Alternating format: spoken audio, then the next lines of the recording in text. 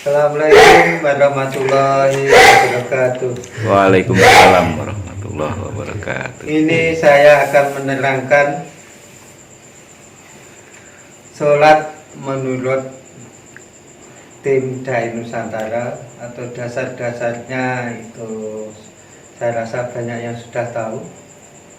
Jadi ini sholat saya akan menembuskan menuju makrifat.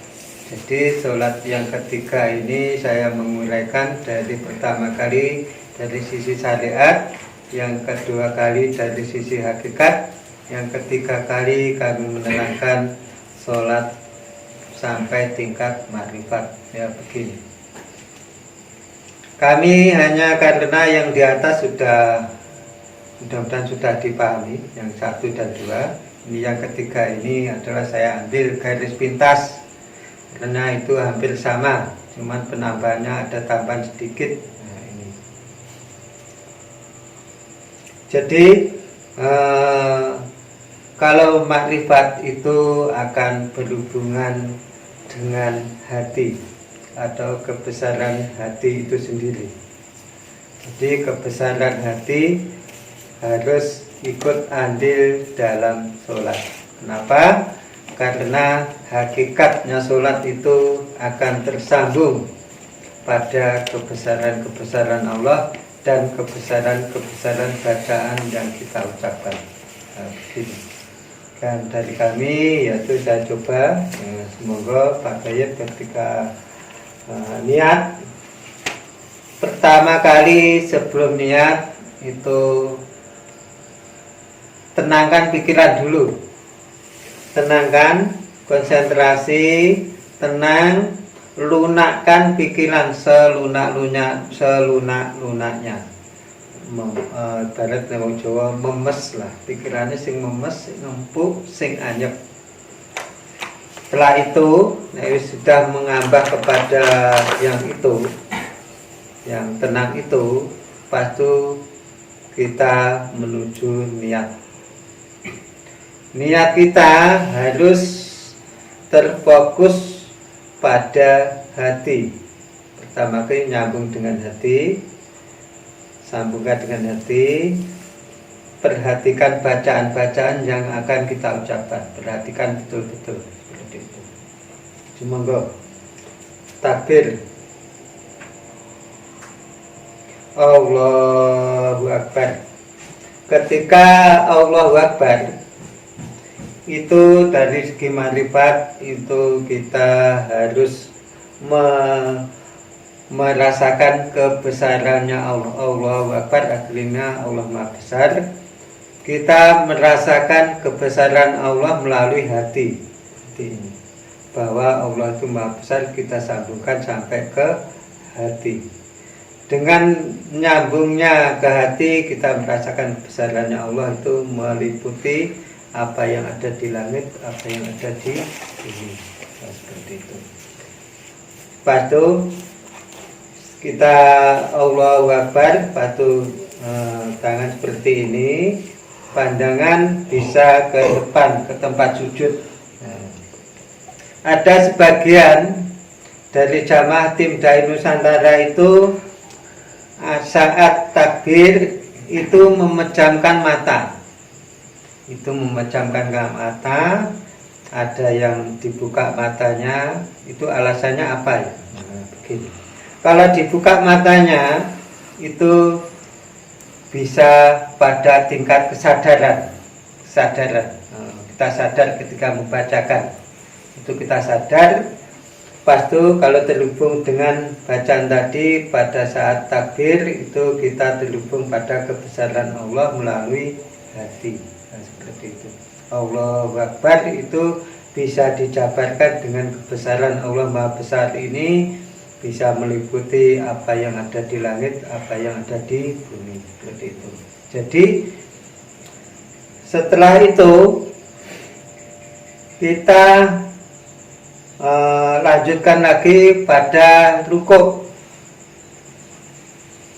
Saat rukuk ini kalau yang terpejam itu adalah kalau nilai mata yang terbuka dengan yang terpejam itu nilainya tetap beda.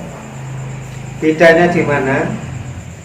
Kalau pakai mata terbuka ini nilainya sudah bagus. Ibarat kalau nilai 100 ini mencapai 90 derajat.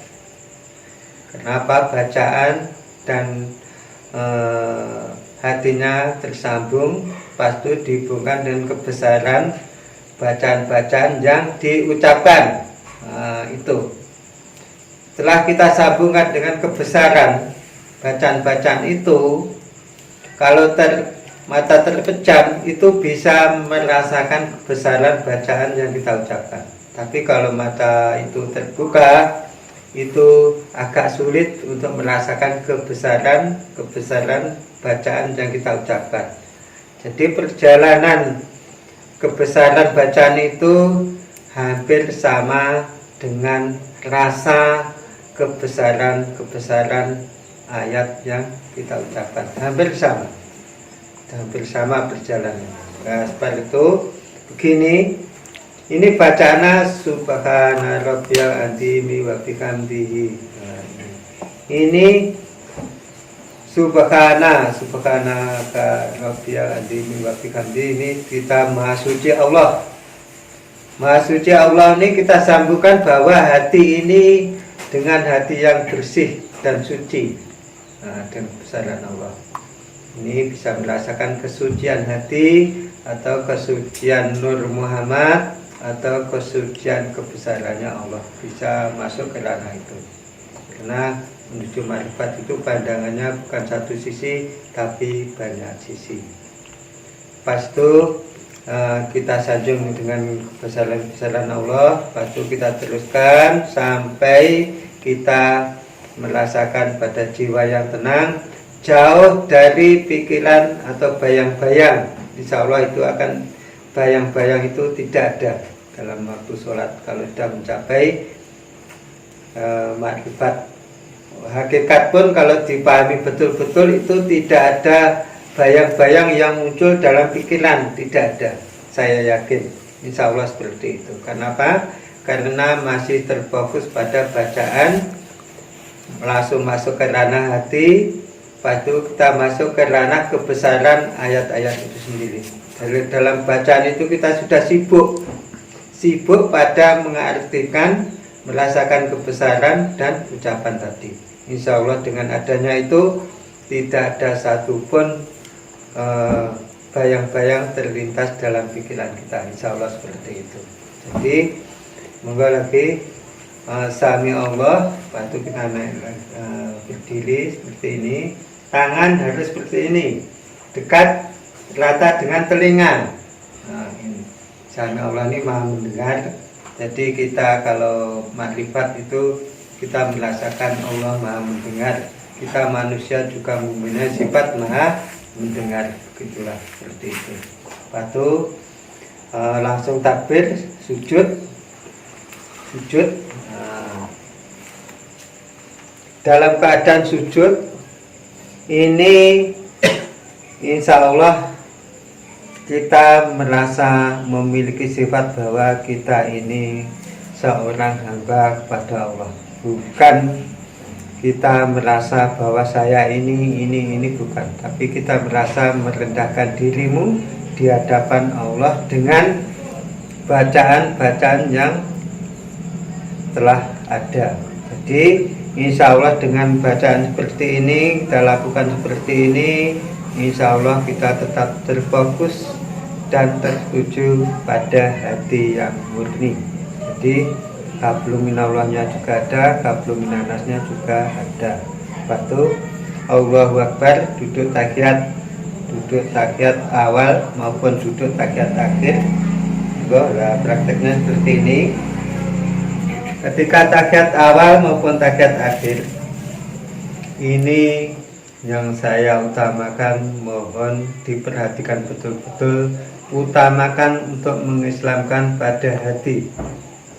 Mengislamkan pada hati inilah yang kita utamakan, namanya kita membuka kunci hati kita, membuka kebesaran hati kita agar Hati ini kalau terbuka, insya Allah akan memancarkan cahaya iman. Karena terlalu kusuk dan tawadu, itulah cahaya iman akan muncul dari hati yang paling dalam. Dengan fondasinya adalah syahadat tauhid dan syahadat rasul. Itulah yang paling utama. Jadi kalau sholat kita ini benar-benar untuk yang khusyuk, saya mohon ketika sholat itu jangan terburu-buru. Kalau untuk praktek ini kalau bisa adalah sendirian saja, nggak usah berjamaah. Kenapa? Sholat yang khusyuk dan tawadu ini membutuhkan waktu yang lama. Dari awalnya itu ada dari jamaah kita itu dalam praktek sholat untuk menuju makrifat itu 2 rakaat itu bisa mencapai 20 menit atau 15, minimal 15 menit 2 rakaat. Itu surat-suratannya yang pendek yaitu Qul huwallahu ahad wa ikhlas, yang kedua kali Inna A'taina. Itu saja. Kalau kita betul-betul melaksanakan sholat itu memakan waktu antara 15 sampai 20 menit. Jadi kalau kita nanti bisa sudah khusyuk seperti itu, tidak terlintas oleh bayang-bayang, kita insya Allah akan memberi kenikmatan sholat, nikmatnya sholat, nikmatnya hidup dalam keluarga, maupun nikmat hidupnya hati yang sudah diislamkan. Itu akan menghasilkan jiwa-jiwa yang tenang, jiwa-jiwa narimo ing pandum. Kalau wong aran wong nerimo ing pandum itu maknanya ada ujian apapun dia tetap bersyukur dan bersabar. Maka dari itu kalau hati yang sudah diislamkan itu rata-rata hawa amarah itu sulit untuk muncul. Yang kedua kali selalu menerima dengan ikhlas apapun ujian, baik ujian dari segi dohir maupun dari segi batin. Insya Allah seperti kisah-kisah para nabi yang diuji oleh Allah, yang seperti Nabi siapa itu, Nabi Yusuf, Nabi Daud itu yang banyak juga ada diuji oleh Allah dari segi dohir maupun batin. Jadi insya Allah kalau kita sudah mengislamkan hati ini akan memunculkan jiwa-jiwa yang tenang, jiwa-jiwa yang khusyuk dan tawadhu. Batu masalah kelebihan khusyuk dan tawadhu ini banyak. Yang salah satunya saya beritahukan adalah dalam konten yang lalu adalah cahaya iman. Tentang cahaya iman, pas itu kelebihan-kelebihan ketenangan jiwa, ya seperti itu. Masalah kehebatan, kekuatan, keajaiban itu adalah tergantung pada kesempurnaan kita menghadap Allah.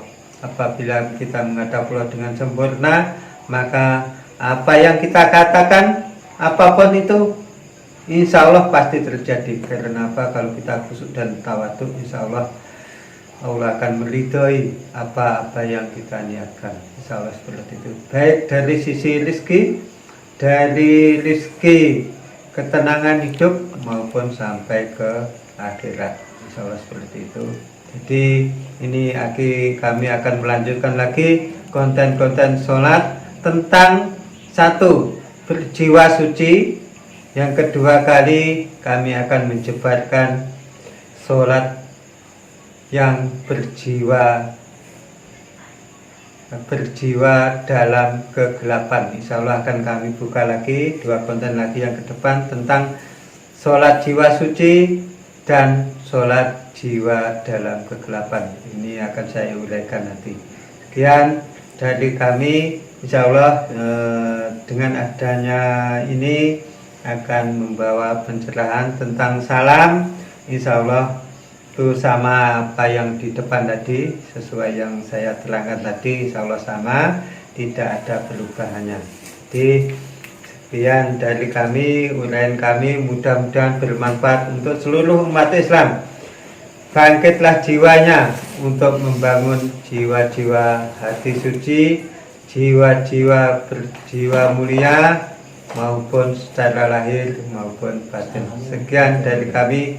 Assalamualaikum warahmatullahi wabarakatuh. Jaya Dai Nusantara. Jaya. Jaya, jaya, jaya.